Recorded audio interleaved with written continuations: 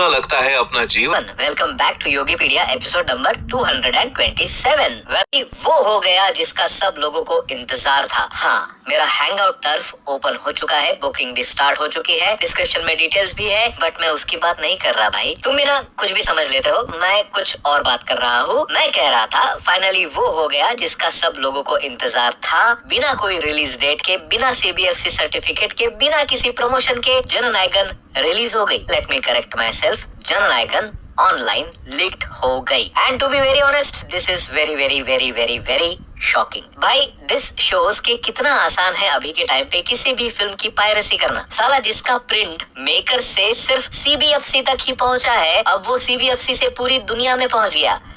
नहीं, सॉरी गलत बोल दिया। CBFC से नहीं पहुंचा क्योंकि उन्होंने तो सीधा इनकार कर दिया है इस बात से। उन्होंने बोला कि अगर किसी को लगता है कि CBFC के सिस्टम से ये मूवी लीक्ड हो गई है तो दिस इज मिसलीडिंग इन्फॉर्मेशन, क्योंकि हम लोग स्ट्रिक्ट KDM प्रोटोकॉल को फॉलो करते हैं। KDM माने की डिलीवरी मैसेज। ऐसा समझो कि फाइल को ओपन करने की ये एक सिक्योरिटी की होती है, एंड जब तक आपके पास ये की नहीं होती फाइल ओपन करना इम्पॉसिबल है। भाई आधा सच तो आपने खुद ही बता दिया। अब बाकी ढूंढ लो आप ही के KDM किसके पास था फिल्म का, पता चल ही जाएगा कैसे लीक हुई है फिल्म। क्योंकि देखो, मेकर्स तो किसी को भी KDM देके बोलेंगे नहीं ना कि ले भाई कर दे हमारी मूवी लीक। वैसे भी CBFC वाले हमारे फिल्म को रिलीज करने के मूड में तो है नहीं। खैर, वैसे तो मैं ये लीक्ड वर्जन कभी नहीं देखूंगा, बट जिसने भी देखा है वो इतने बेवकूफ टाइप के लोग हैं ना कि एक तो पायरेटेड मूवी देखी, उसके बाद ओपनली उसका रिव्यू भी डाल रहे हैं प्रॉपर्ली डिस्क्राइब करके कि क्या पसंद आया क्या नहीं पसंद आया। भाई आई मीन सीरियसली। खैर, तमिलनाडु साइबर क्राइम विंग ने ऑलरेडी इन्वेस्टिगेशन स्टार्ट कर दी है, एंड रिपोर्ट्स के अकॉर्डिंग 21 लोगों के नाम है उनके सस्पेक्टेड लिस्ट में। KVN प्रोडक्शंस, जो जननायकन के प्रोड्यूसर भी है, उन्होंने भी पब्लिक नोटिस जारी करते हुए कहा कि वो सब पर स्ट्रिक्ट एक्शन लेने वाले हैं जिन्होंने भी इस मूवी को इवन डाउनलोड किया,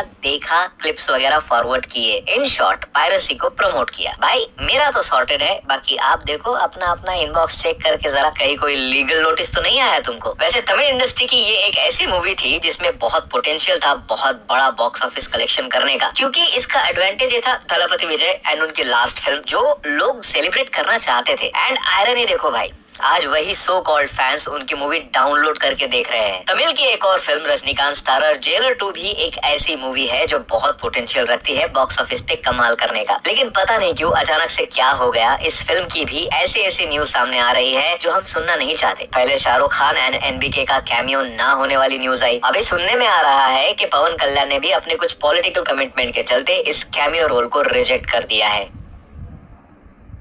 सोचो कि ये 2 सेकंड तुम्हारे लाइफ में आए ही नहीं थे। वैसे कास्टिंग इश्यूज की बात निकली है तो बता दूं, junior NTR and Prashanth Neel की अगली मूवी ड्रैगन में भी कास्टिंग के वांदे चल रहे हैं। टोविनो थॉमस, जो पहले इस मूवी में विलन का रोल करने वाले थे, उन्होंने इस प्रोजेक्ट को क्विट कर दिया है, एंड रिपोर्ट्स के अकॉर्डिंग अब उनकी जगह लेंगे शाहिद कपूर। बट कुछ रिपोर्ट्स तो विवेक ओबेरॉय का भी नाम बता रही है as a strong replacement for Tovino Thomas role, क्योंकि विलन का रोल है एंड विवेक ओबेरॉय ऑलरेडी प्रभास की नेक्स्ट पोटेंशियल मूवी स्पिरिट में विलन का रोल कर रहे हैं। बट रिपोर्ट्स में ये भी लिखा है कि विवेक ओबेरॉय को बस अप्रोच किया गया है एंड उनकी dates are already clashing with Spirit, जिसकी वजह से उनसे कंफर्मेशन आना अभी बाकी है। स्पिरिट की बात निकली है तो बता दूं, सुनने में आ रहा है कि स्पिरिट का तेलुगु स्टेट में डिस्ट्रीब्यूशन आर ऑलरेडी डिसाइडेड। मैत्री मूवी मेकर्स आंध्र प्रदेश में and people media factory Telangana में इस मूवी को डिस्ट्रीब्यूट करेगी। मातृभूमि, जो सलमान खान की नेक्स्ट मच अवेटेड मूवी है, उसमें भी बहुत से चेंजेस हो रहे हैं। पहले मूवी की रिलीज डेट पोस्टपोन हुई, नाम भी चेंज हुआ, बहुत सारा रीशूट वर्क चल रहा है। अभी सुनने में आ रहा है कि मूवी में चाइना वर्ड यूज ही नहीं करना है, एंड ऐसा करने के लिए खुद हमारे मिनिस्ट्री ऑफ डिफेंस ने कहा है। भाई ये चाइना कोई हैरी पॉटर का लॉर्ड वोल्डेमॉर्ट है क्या जिसका नाम नहीं ले सकते? हम क्या अज्यूम कर ले फिर? दुश्मन देश जिससे लड़ाई चल रही है वो चाइना नहीं है, वो दुबई है। कुछ भी चल रहा है भाई आजकल फिल्मों की दुनिया में, जिससे मूवीज को जबरदस्ती डिले करवाया जा रहा है। वैसे रिपोर्ट्स के अकॉर्डिंग मूवी 15 मई को पॉसिबली आनी चाहिए, बट मुझे ऐसे होते हुए नहीं दिख रहा है। वैसे जहाँ सबकी मूवीज पोस्टपोन हो रही है, वही वरुण धवन की अगली मूवी है जवानी तो इश्क होना है प्रीपोन हो गई है। पहले टॉक्सिक की वजह से पोस्टपोन हो गई थी, अब अचानक से पता नहीं क्या हुआ। वरुण धवन ने कुछ पोस्टर शेयर किए जिसमें से एक में रिलीज डेट लिखी है एज 22 मई 2026। क्या ही होगा इससे पता नहीं। आज शायद इसका फर्स्ट लुक भी आ सकता है। वैसे रामायण का भी फर्स्ट लुक यानी रामा ग्लिम्स आया था कुछ दिन पहले एंड न्यू रिपोर्ट्स के अकॉर्डिंग कॉमिक कॉन इवेंट जो 13 अप्रैल से 16 अप्रैल के बीच होने वाला है उसमें इस ग्लिम्स को दिखाया जाएगा। वैसे लॉस एंजलिस में होने वाला इस साल का ये कॉमिक कॉन इवेंट है जो हर साल होता है and this is good platform to reach the global audience and makers ने ऑलरेडी अपना ग्लोबल विजन बताया ही था, तो ये एक अच्छा मूव हो सकता है रामायण की रीच जो है ग्लोबल लेवल पे ले जाने के लिए। वैसे इस इवेंट में नमित मल्होत्रा के साथ साथ यश भी अवेलेबल होंगे जो रामायण के अलावा उनकी अगली फिल्म टॉक्सिक को भी प्रमोट करेंगे। तो यश के लिए तो ये इवेंट एक तीर से दो निशाने हो गए। वैसे एटली भी अल्लू अर्जुन के साथ एक काइंड ऑफ ग्लोबल सिनेमा बना रहे हैं जिसका टाइटल कुछ दिन पहले ही ऑलरेडी रिवील हो चुका है एज राका। मूवी का बजट 800 करोड़ है ये तो पता ही है ऑलरेडी, बट रिसेंटली कुछ एक रिपोर्ट्स के अकॉर्डिंग इस बजट का ब्रेकडाउन पता चला है एंड इस रिपोर्ट की माने तो 800 करोड़ में से 175 करोड़ अल्लू अर्जुन ने लिए हैं क्योंकि वो इसमें तीन कैरेक्टर्स प्ले कर रहे हैं। रश्मिका मंदाना अपनी फुल मेहनत के लिए 5 से 7 करोड़ चार्ज करने वाली है एंड दीपिका पादुकोण 8 घंटे के शिफ्ट के लिए 25 करोड़ लेगी। मैं भी थोड़ा कमा लेता हूँ, तुम 2 सेकंड के लिए बस आंखें बंद कर लो।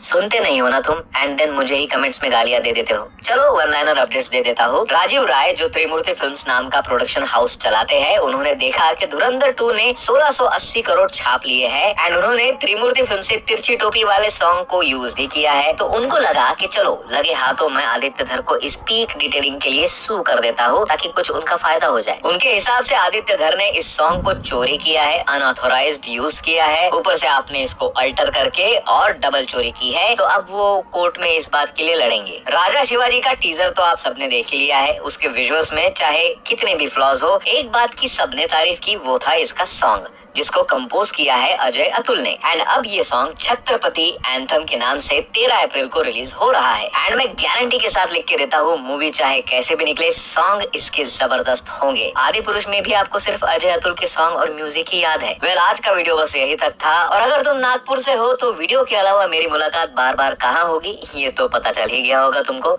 आ जाओ फिर हैंग आउट करने, मिलते हैं अगले वीडियो में, बाय।